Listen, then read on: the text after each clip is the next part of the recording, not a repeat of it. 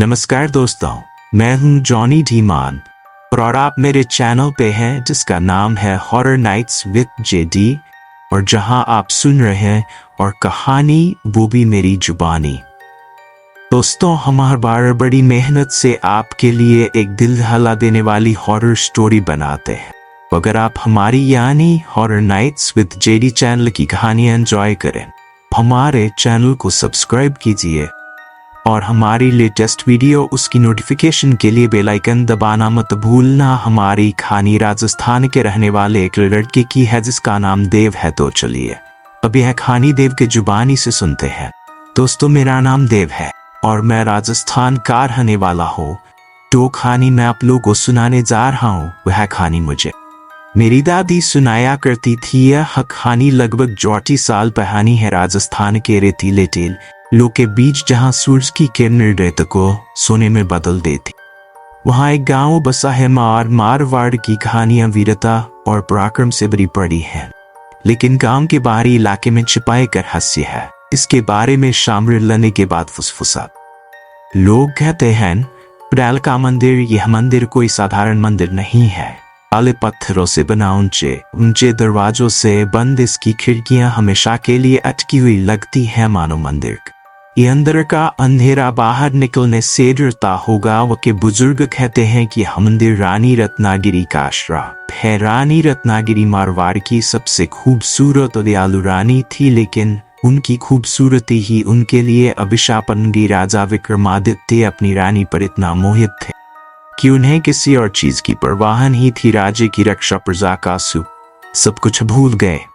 एक रात दुश्मन राज ने मारवाड़ पर हमला कर दिया। राजा तो रानी के कक्ष में मस्त थे और जब तक उन्हें होश आया तब तक बहुत देर हो चुकी थी। दुश्मन ने किले कब्जा कर लिया। रानी रत्नागिरी को बंदी बना लिया। क्रोध और अपमान से तिलमिलाई रानी ने दुश्मन सेनापति को श्राप दिया, तुमने मेरा राज्य छीन लिया, मेरी इज्जत तार की, लेकिन तुम भी कभी सुख नहीं पाओगे और इसके लिए मैं तुम हमेशा के लिए अंधकार में डुबो दूंगी। उस रात किले में एक भयानक तूफान आया, बिजली कड़कती रही और आसमान खून की तरह लाल हो गया। सुबह होते दुश्मन सेनापति मृत पाया गया और किला एक भयानक मंदिर में बदल गया। उस दिन मंदिर को का मंदिर कहा जाने लगा है। रात में मंदिर के आसपास अजीब सी हंसी सुनाई देती है, जंगली जानवरों की चीखें आती हैं। कभी कभी रानी रत्नागिरी की आत्मा को भी देखा गया है। सफेद साड़ी पहने, लंबे बाल, खुले आंखों में बदले की आग। कुछ साल पहले पुरातत्व विभाग के कुछ अधिकारी मंदिर के रहस्य को सुलझाने के लिए मारवाड़ आए थे। वे मंदिर का दरवाजा तोड़ने की कोशिश कर रहे। तभी अचानक रेत का एक तूफान आया और उन्हें रेगिस्तान में कहीं खो दिया। उनका कभी पता नहीं चला। वहां में अजीब सी आवाजें, झाड़ियों में चमकती आंखें और अचानक से तेज हवा का झोंका। लेकिन वे ट्रेन ही मंदिर के पास पहुंचकर उन्होंने लोहे के विशाल दरवाजे को देखा, जंग लगी चैन और ताले दरवाजे को बंद किए हुए। देव ने अपनी पूरी ताकत कर ताले को तोड़ा। दरवाजा धीरे धीरे खुलने लगा। मंदिर के अंदर अंधेरा था कि उनके हाथों का भी कुछ पता नहीं चल रहा था। उन्होंने मोबाइल की टॉर्च जलाई और धीरे धीरे अंदर बढ़ने मंदिर की दीवारों पर अजीब अजीब चित्र बने जिनका कोई मतलब समझ नहीं आ रहा था। अचानक की चीख निकल गई। उसने नीचे देखा और देखा कि उसके पैरों के नीचे खोपड़ी बिखरी हुई। चारों दोस्तों के रोंगटे खड़े हो गए, लेकिन वे आगे बढ़ने के लिए डर थे। वे भी मंदिर के गर्भगृह में पहुंचे। वहां एक विशाल मूर्ति थी। मूर्ति एक स्त्री थी जिसके चेहरे पर गुस्सा और दर्द साफ चल कर रहा था। मूर्ति के हाथों में तलवार थी और उसकी आंखों से लालाग निकल रही थी। उसी समय एक भयानक हंसी गूंजी मंदिर में। चारों दोस्तों ने घबराकर पीछे मुड़कर देखा, लेकिन उन्हें कुछ नहीं दिखा। हंसी और भी तेज हो गई और ऐसा लगा जैसे कोई यह शक्ति उन्हें घेर रही है। के मारे चारों दोस्त भागने लगे, लेकिन मंदिर का दरवाजा बंद हो चुका था। वे अंदर ही फंस गए थे। अब क्या होगा इन दोस्तों का? क्या वे चुड़ैल के श्राप से बच पाएंगे? चारों दोस्त मंदिर के अंदर फंसे हुए थे। डर और हताशा से गिरे हुए मंदिर में अजीब सी आवाजें गूंज रही थी और हवा में एक भयानक ठंड थी। प्रिया रो रही थी और उनका ऊपर हाथ था और देव और सीता एक दूसरे को सहारा है। देव ने हिम्मत जुटाकर कहा, हारने से कोई फायदा नहीं होगा, हमें कोई रास्ता ढूंढना होगा जैसे हम यहाँ से बाहर निकल। उन्हें मंदिर की दीवारों को गौर से देखा, शायद कोई गुप्त रास्ता हो जिसके बारे में उन्हें पता ना हो। तभी सीता को एक पत्थर ढीला देखा। उसने उसे हटाया और देखा कि पत्थर के पीछे एक छोटा सा छेद है। देखो, सीता ने उत्साह से कहा, शायद यह छेद हमें बाहर निकालने में मदद कर सकता। देव ने छेद में झांक कर देख रहा था, लेकिन थोड़ी रोशनी भी दिख रही थी। उसने कहा, मैं अंदर जाकर देखता हूँ, आप लोग यहीं रुके। देव ने छेद में घुसने की कोशिश की, लेकिन वह बहुत छोटा था। उसने और उनसे मदद मांगी। दोनों मिलकर छेद को थोड़ा बड़ा किया। वह धीरे धीरे अंदर घुस गया। कुछ देर बाद देव वापस लौटा। उसके चेहरे पर खुशी थी।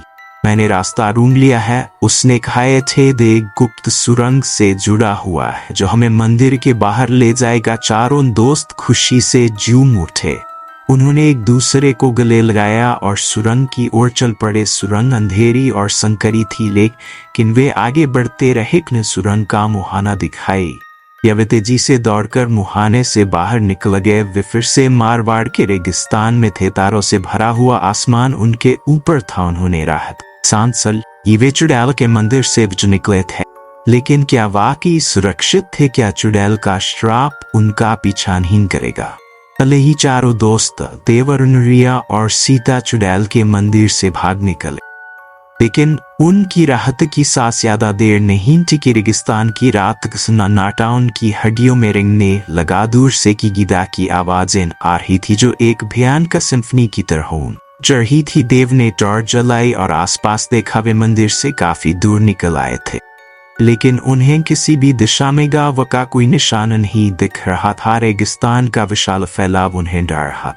अब क्या होगा? सीता ने घबराकर पूछा। हम रास्ता भटक गए हैं। अरुण ने कहा, शायद हमें वापस मंदिर की तरफ चलना चाहिए, कम से कम वहां ठीक है। नहीं, रिया ने डर कर इनकार कर दिया।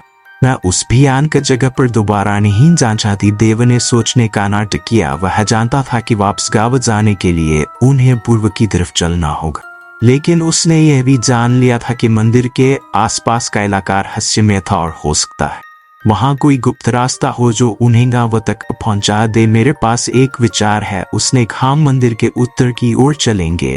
फिर कोई रास्ता है तो शायद वह उत्तर की ओर जाता होगा। अन्य तीनों के पास कोई बेहतर विकल्प नहीं था, इसलिए वे देव के पीछे चलने लगे। किस्तान की रेत उनके पैरों में समा रही। हवा में एक अजीब सी गंध थी। जैसे जैसे रात गहरी होती गई वो थकने लगे और उनके दम भी धीमे पड़ गए। अचानक देव कंधे को छुआ और इशारा किया कि वही रुक जाए। उसने ध्यान से सुना। आप भी सुन रहे हैं? देव ने सिर हिलाया। कमजोर गाने की आवाज आ रही थी, इतनी मधुर कि वह उन्हें सम्मोहित कर रही थी। आवाज धीरे धीरे तह रही थी और ऐसा लग रहा कि यह किसी खास जगह से आ रही है। कुछ जिज्ञासा और बहुत अधिक डर के साथ वे धीरे धीरे आवाज की ओर बढ़ने लगे। जैसे ही वे करीब आ रहे थे, उन्होंने देखा कि रेत के टीलों के बीच एक हिरन की रोशनी चमक रही है। क्या वह तंबू है? रिया ने फुसफुस कर पूछा। उन्होंने धीरे धीरे करीब जाने का फैसला किया। जैसे ही वे पास पहुंचे गना अचानक बंद हो गया। तंबू का कपड़ा इतना हीन था कि वे अंदर देख सकते थे। एक खूबसूरत महिला तंबू के अंदर बैठी थी। उसकी चमकदार पोशाक और भारी गहने रेगिस्तान की रात में चमक रहे थे। उन्हें देखकर वह मुस्कुराई। आप खोए हुए लग रहे हैं, उसने एक मीठी आवाज में कहा। अंदर आइए, आराम कीजिए। चारों दोस्त एक दूसरे को देखने लगे। क्या वह जिंदगी पर भरोसा कर सकते? क्या यह कोई जाल था? चुड़ैल से भाग निकलने के बाद रेगिस्तान की रात में रुकते हुए चारों दोस्त देवरुण, रिया और सीता एक रहस्यमय तंबू के सामने खड़े। तंबू के अंदर से आने वाली मधुर गाने की आवाज और उसमें बैठी हुई खूबसूरत महिला उन्हें अपनी ओर खींच रही थी। कि मनमिंडर का साया भी बना हुआ था। देव अपने से जान पर भरोसा नहीं कर पा रहा। यह महिला कौन थी? रेगिस्तान के बीच रात के समय अकेले रहना क्या संभव था? क्या यह कोई जाल था? अरुण ने के कंधे को छू और धीमी आवाज में कहा, मुझे नहीं लगता कि हमें अंदर जाना चाहिए। यह कोई अच्छा विचार नहीं। सीता सहमत होते हुए बोली, अजनबी पर भरोसा करना खतरनाक हो सकता है। चलो वापस गांव जाने का रास्ता ढूंढे। लेरिया थोड़ी हिचकिचाई। महिला की आवाज मधुर थी और रेगिस्तान की सर्द रात में तंबू उन्हें लुभा रहा था, लेकिन फिर उसने अपने दोस्तों को देखा और उनकी आंखों में डर और लाचारी को पहचान लिया। शायद वैसी की कह रहे उसने कहा हमें जाना चाहिए, लेकिन महिला ने उन्हें रुकने का इशारा किया। बच्चों जल्दी मत करो, रात बहुत हो चुकी है, बाहर रहना खतरनाक है, जंगली जानवर। उसने अपनी बात अधूरी छोड़ दी, लेकिन उसका जा काफी था। चारों दोस्तों को पता था कि रेगिस्तान में रातें खतरनाक होती हैं। देव ने थोड़ा सोचा और फिर कहा ठीक है, हम थोड़ी देर के लिए रुक सकते हैं, लेकिन हम जल्दी निकलेंगे। महिला मुस्कुराई, बहुत अच्छा फैसला। उसने ताली बजाई और तुरंत ही एक नौजवान लड़कों के अंदर आ गया। बच्चों को कुछ खाने पीने का इंतजाम करो, महिला ने आदेश दिया। लड़का चला गया और जल्द ही वापस आ गया। उसके हाथ में 4 थालियां में गर्मा-गर्म रोटी, सब्जी और दाल थी। भूख से व्याकुल चारों दोस्तों ने बिना किसी सवाल के खाना शुरू कर दिया। स्वादिष्ट शायद इसलिए कि उन्होंने पूरे दिन कुछ नहीं खाया था। खाते समय उन्होंने महिला से बात करने की हिम्मत जुटाई। आपका नाम क्या है? देव ने पूछा। महिला मुस्कुराई, मुझे लोग लैला कहते हैं। आप अकेले क्यों रहती हैं?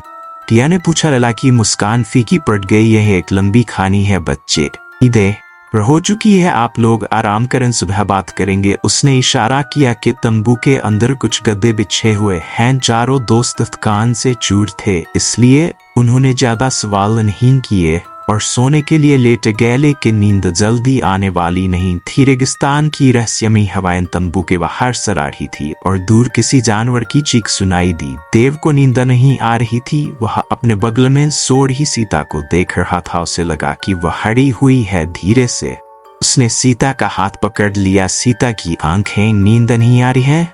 उसने फुसफुसाया, सिर हिलाया। कुछ तो गड़बड़ है। पूरी रात अनिश्चितता और डर के साए में गुजरी। सुबह होते ही चारों दोस्त उठ बैठे। लैला गायब थी, लेकिन तंबू के बाहर उनके लिए ताजा नाश्ता तैयार था। उन्होंने जल्दी से नाश्ता किया और लैला को ढूंढना शुरू किया। तंबू के पीछे एक छोटा कुआं था, उसके पास ही लैला खड़ी थी, कुएं में झांकती हुई। आप क्या देख रहे हैं? रिया ने सावधानी से पूछा। लैला धीरे से बोली, उसकी आंखों में गहरा दुख था। यह कुआं, उसने कहा, मेरी जिंदगी का एक हिस्सा है। किसी कोने में मेरी मां को धकेल दिया गया था। उसने उन्हें बताया कि वह रानी रत्नागिरी की परदादी थी। दुश्मन सेनापति ने रानी रत्नागिरी की मां को भी नहीं छोड़ा था और उन्हें मार डाल दिया। तब से उनकी आत्मा भटक रही है। लैला ने चुड़ैल का श्राप सिर्फ मारवाड़ के लिए नहीं था, यह हमारे पूरे खानदान के लिए, और मैं उस श्राप को तोड़ना चाहती हूँ। देव को समझ में आया। लैला उनसे मदद मांग थी। रानी रत्नागिरी की आत्मा को शांति दिलाने के लिए उन्होंने लैला की मदद करने का फैसला किया। गांव के पुजारी से सलाह ली गई। पुजारी ने बताया कि रानी रत्नागिरी को न्याय नहीं मिला, इसीलिए उनकी आत्मा अशांत है। उन्होंने एक विशेष पूजा का आयोजन किया, जिसमें रानी रत्नागिरी को श्रद्धांजलि दी गई और माफी मांगी गई। पूजा के दौरान रिया बेहोश हो गई। जब होश में आई तो उसने कहा कि उसने रानी रत्नागिरी की आत्मा को देखा। रानी शांत दिख रही थी और उन्होंने मुस्कुराकर कहा, मुझे माफ कर दो। कुछ देर बाद तेज हवा का झोंका और रेत का तूफान चला। जब तूफान शांत हुआ तो उन्होंने देखा कि चुड़ैल का सिर गायब हो चुका है। रेगिस्तान की रेत में सिर्फ उसके होने का एक छोटा सा निशान रह गया था। चुड़ैल का श्राप टूट चुका था। लैला ने दोस्तों को धन्यवाद दिया और उन्हें आशीर्वाद दिया। चारों दोस्त गांव वापस लौट आए। वे अभी अपने अनुभव से थोड़े डरे हुए थे, लेकिन साथ ही उन्हें खुशी भी थी। उन्होंने चुड़ैल के श्राप को तोड़ने में मदद की थी। उस दिन से मारवाड़ गांवों में शांति छा गई।